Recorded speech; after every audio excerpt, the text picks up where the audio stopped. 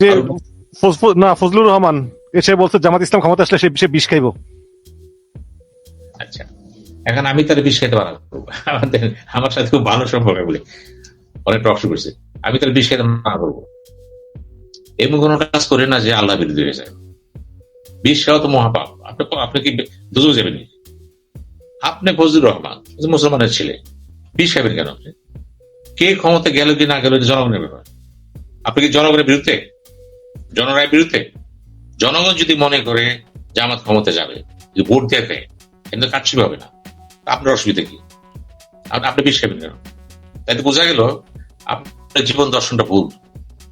ওই দর্শনে মানবতা নাই, উদারতা নাই, একদম এক পাখি হয়ে গেছে। না, এগুলো করেন। এগুলো অতি আবেগের কথা বলতেছেন। আর মুক্তিযোদ্ধা ছিলেন, কষ্ট করছে, ওই দুঃখের কথাটা কইছে, কিন্তু এটা তো আপনার গণতান্ত্রিক কথা হলো না। আপনি যত বড় হইতে চান তত উদার হবেন, কিন্তু আপনি বলবেন জামাত অন্যায় করছে, ভালো কথা, জনগণ তো কি করছে? জামাত অন্যায় করছে কবে? 71 সালে। বঙ্গবন্ধু কি করছে? বঙ্গবন্ধু দালাল করছে, দালাল কোলাবরেটর অ্যাক্ট কি বলছিল? যারা যুদ্ধে বিরোধিতা করছে তারা না, যারা ছিনতাই, রাহাজানি, ধর্ষণ করছে তাদের বিচার হবে। যেখানে আপনাদের ভাষায় জাতির পিতা বঙ্গবন্ধু শেখ মুজিব ক্ষমা করে দিচ্ছে, শুধুমাত্র এরা, সেখানে আপনি এই কথা বলতেছেন।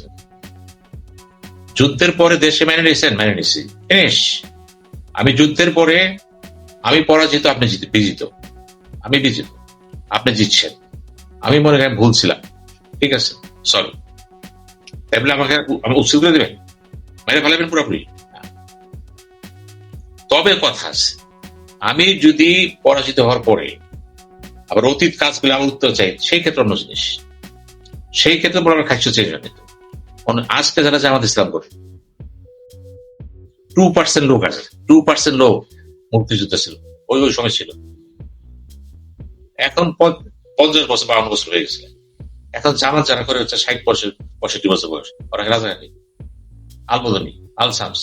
তো কেন গালি দিচ্ছেন আপনি? আপনার সংসদ নিজের করে স্বাধীন বাংলাদেশের জন্মদান, সে লেখাপড়া করছে, বিজনেস করতেছে, সে একটা আদর্শের নাগরিক হয়েছে। এখানে আপনি তারই বলতেছেন তুমি রাজারের সন্তান। চোরের ছেলে, চোরের ছেলে যদি মৌলবী হয়ে যায়, আমি বকবে তাই তো বাবা চোর ছিল, ধর্মপ্রচার হবে? ধর্মপ্রচার পূর্ব শর্ত হলো তুমি যার সন্তানই হও, তুমি এই পথে আসো। আপনি কি করবেন? নবী রসুলের বিখ্যাত, নবী রসুল সব ভাবে রাখিছিল, সব তো অন্য ধর্মের ছিল। রসুল যখন আসে, নতুন আল্লাহর বাণী নিয়ে আসলো, তা বাবে তো অন্য দলের ছিল। সে তো কইবেন এই তুই আজরের ছেলে ইব্রাহিম, আজরের ছেলে, আজরের ছেলে ইব্রাহিম বুঝতে যদি পিতা, অসংখ্য নবী রসুল তাতে আসছে, কিন্তু আরে এই তো বাবে ছিল মূর্তি পূজা, কইবেন এটা? এই শিক্ষা কি পাইছি আমরা? কোন তো কিসের লেখাপড়া করছি আমরা? কোন জন্ম হোক যেখানে সেখানে, যাতে কর্ম হোক ভালো, এটি তো কথা আমাদের কর্ম। আজকে মুসির ছেলে দেখে ছেলের ছেলে বিশেষ করে পাশ করছে। সেদিন পাইলাম, আমি তো বিভিন্ন জায়গায় লেকচার দিই, ওখানে সারদা পুলিশ একাডেমি, আমি জিজ্ঞেস কর ফাদার কি করে, সুন্দর বললো মুদি দোকানের মালিক, গর্ব করে বললো থ্যাংক ইউ ভেরি মাচ, পেশায় ধরলাম তোমাকে। এখন বাবা মুদি দোকান, মসজিদ ছেলেরা হয়েছে, আপনার লিঙ্কের ফাদার কি ছিল? মুসি। কোন মুসি? এই মুসি না তো। জিমি কাটার কি ছিল? বাদাম ব্যবসায়ী। এই ছিল বাদাম ব্যবসায়ী, ওরা তো বড় বড় বাদামের বাগান। এখন প্রশ্ন হলো, এগুলি বলবেন না। আমি ফজলু ভাইরে বলবো আপনার অনেক কিছু কিন্তু ভুল আছে। আমি আপনার শ্রদ্ধা করি, ভালো জানি, আপনার আমাকে ভালো জানেন। প্রশ্ন হচ্ছে, আমি ভালো জানি বলেই বলি, আপনি কখনো এক পেশে হয়ে যাবেন না। আপনার ছেলে ব্যারিস্টার, আপনার ফাদার কি, দাদা কি, দাদা কি? নিঃসন্দেহে কৃষক। কারণ কৃষি ছিল প্রধান কাজ। আমার ফাদার কি, দাদা, তার দাদা। হ্যাঁ, আমাদের 200 বছর ইতিহাস আছে, কিন্তু 200 বছর আগে কি কৃষক? একটা জমি ছিল তো। কাজে জন্ম নিয়ে কথা বলেন না। জমিদার মানে কি? জমিদার মানে হলো বড় গুন্ডা, জমিদার প্রতি নিচ্ছেন, কিনা নিচ্ছেন, কেউ পারেছেন। কিন্তু আপনার বাপে কি ছিল? জমিদারের বাপে কি ছিল? প্রথম জমিদারের বাপে খবর আছে কোনো?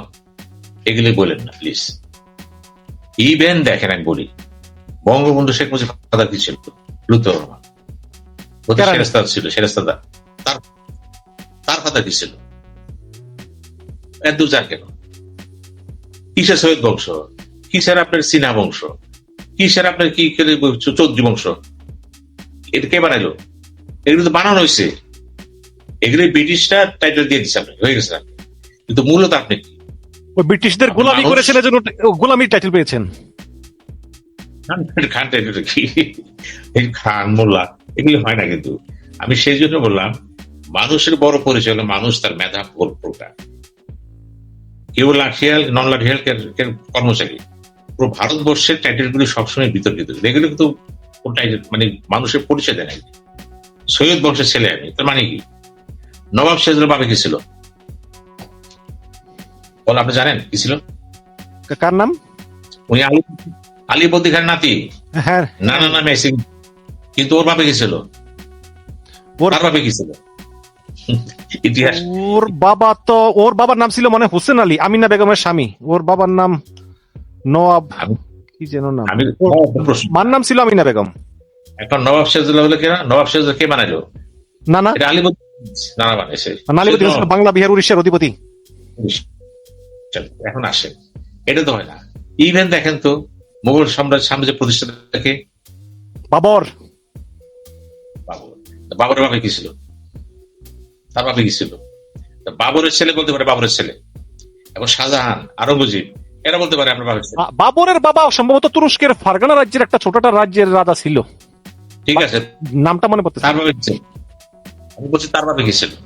আপনি হিসাব করতে কি দেখা যাব যে সবগুলি হচ্ছে ঐতিহ্যগত চলে আসছে। কিন্তু জমিদার প্রথা, এই প্রথা, সেই প্রথা গুলো আসে। কিন্তু আপনি যদি মানুষের মেধাকে গুরুত্ব দেন, ইসলাম কি বলে? বিদায় হজের ভাষণটা দেখেন তো। যদি কোনো কৃতদাসকে তোমাদের নেতা বানানো হয়, আর যদি তার সে যোগ্যতা থাকে,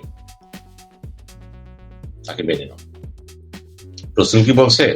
কোরাইশ বংশ ছাড়া মানতে পারবে না। রসুল যখন বলে গেছে আর মুসলমান যদি হন, কি করবেন? বলার কিছু আছে? এত নবী রসুল, কোরআন শরীফে 24 জন না 26 জনের কথা বলা আছে। কার বাপে কি ছিল? একমাত্র সুলাইমান আলাইহিস সালাম পিতা কে ছিল? দাউদ আলাইহিস সালাম। দাউদ আলাইহিস সালাম পিতা কে ছিল?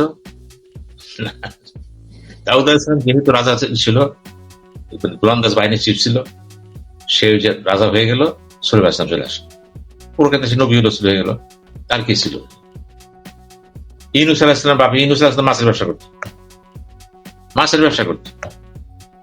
কোরআন বলতেছে মাছওয়ালা ইউনূস। তাই তুমি, তার ফাদার কি ছিল? এই জন্যই বললাম, যদি বলেন যে ইব্রাহিম আলাইহিস সালাম বলে আজরের পোলা, আর সব নবী তার খেয়েছে, নবী রাসূল আজরের পোলা, পরিচয় তার আজরের পোলা। আজর পুত্রের ছেলে মূর্তি বানাইল, তার ছেলে ইব্রাহিম আলাইহিস সালাম। আল্লাহ তারা কি করলো? ইসমাইল, ইসাক, সারা ইসমাইল ইসলাম রসুল, ইসাককে 600 নবী রসুল। এই যে সম্মানিত ব্যক্তিটি, আমি বলবো যে আপনার কার ছেলে? আমি দেই সেই সমস্ত মানসিক সম্মান লোকদেরকে যারা বংশমর্যাদা বড় করে, শিক্ষা, মেধা, ভদ্রতার মধ্যে ছোট করে ফেলায়। যেগুলো হয় না। আমি সেই জন্যই বলতেছি বারবার, জিয়াউর রহমান সেনাপতি, রাষ্ট্রপতি, মুক্তিযোদ্ধা, এবং সে স্বাধীনতার একজন বঙ্গবন্ধুর পক্ষে বলেন যে ঘোষক। তার ফাদার কি? তার ফাদার কি? এরশাদের ফাদার কি? তার ফাদার।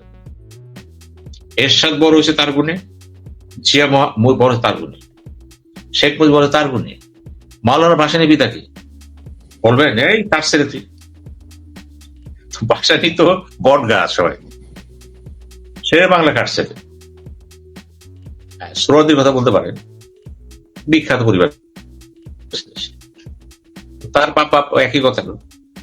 যদি পরিবারের কথা বলে, সোহরাওয়ার্দী পরিবার হচ্ছে উপমহাদেশের one of the best family.